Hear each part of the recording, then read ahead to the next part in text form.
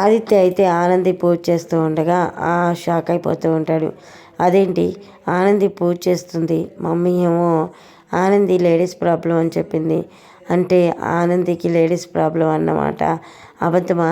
Mummy నాతో అబద్ధం చెప్పిందా అని చెప్పేసి ఆదిత్య ఆలోచిస్తూ ఆనంది పూజ చేస్తున్న దగ్గరికి వెళ్ళి నేను ఇంకా చూస్తూ ఉంటాడు. ఆనంది దేవుడికి పూజ చేస్తూ ఇంకా వెనక్కి తిరిగి తీయగలేక ఆదిత్య అయితే ఆనందికి వెళ్ళి విచిత్రంగా చూస్తూ ఉంటాడు. ఆనంది ఆదిత్యని చూసి ఏంటండి ఆదిత్య గారు ఏంటి అలా చూస్తున్నారు అని చెప్పేసి ఆనంది అడుగుతూ ఉంటుంది. ఇంకా ఆదిత్య అయితే ఆనందికి వెళ్ళి చూస్తూ ఉండగా ఆదిత్య గారు ఏమైందండి, ఇంకో హారతి తీసుకోండి అని చెప్పి ఆనంది అయితే ఆదిత్యకి హారతి ఇస్తుంది. ఇంకా ఆదిత్య హారతి తీసుకొని నేను ఎంత పెద్ద గట్టిగా పిలిచినా కానీ నువ్వు ఎందుకు రాలేదు చెప్పు చెప్పు అని చెప్పేసి అడుగుతూ ఉంటాడు ఆదిత్య.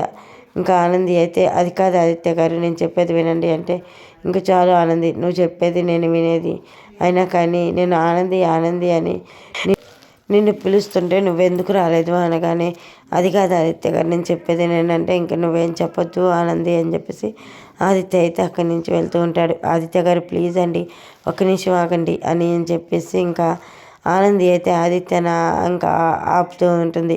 ఆనంది నేను ఒక్క విషయం అడిగితే నాతో చెప్తావా అంటే ఏంటి ఆదిత్య గారు అని చెప్పేసి ఇంకా ఆనంది అంటూ ఉంటుంది.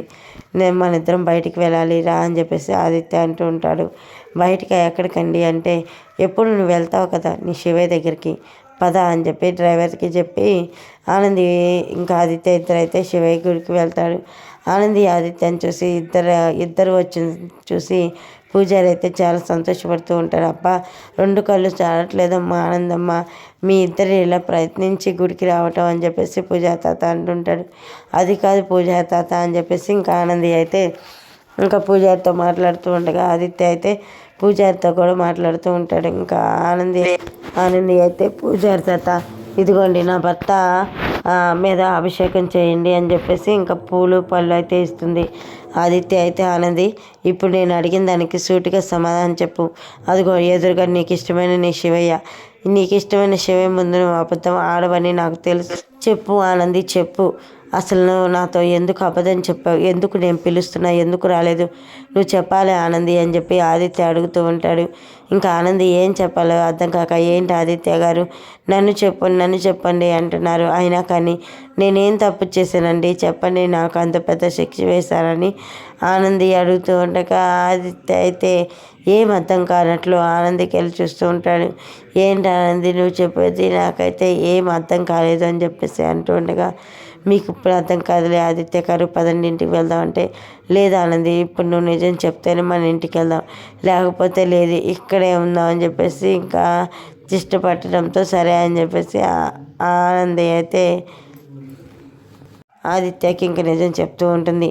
ఆదిత్య గారు మీ కాళ్ళకి బొబ్బలు రావడానికి కారణం నేనే అని చెప్పి అత్తయ్య గారు సంకల్పంతో నమ్ముతున్నారు, అలాంటిది నేను మీ దగ్గరకు వచ్చి సేవలు చేస్తూ ఉంటే అత్తయ్య గారు ఊరుకుంటారా, మిమ్మల్ని ప్రాణ పరిస్థితుల్లో అలా నేను వదిలేసి వెళ్ళటం నాదే కదా ఆదిత్య గారు తప్పు అని చెప్పి ఆనంది అంటూ ఉంటుంది.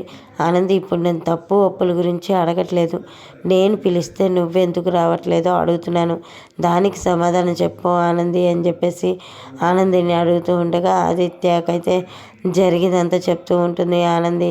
చూడండి ఆదిత్య గారు నేను ఎప్పట్లాగే నేను శివయ్య గుడికి వెళ్ళాలి అనుకొని ఇలా పూజ అయితే మొదలుపెట్టాను, కానీ మీరు నా ముందు ఎదురు అడిగారు కాబట్టి చెప్తున్నా అని చెప్పేసి ఆనంది అయితే ఇంకా జరిగిందంతా చెప్తుంది.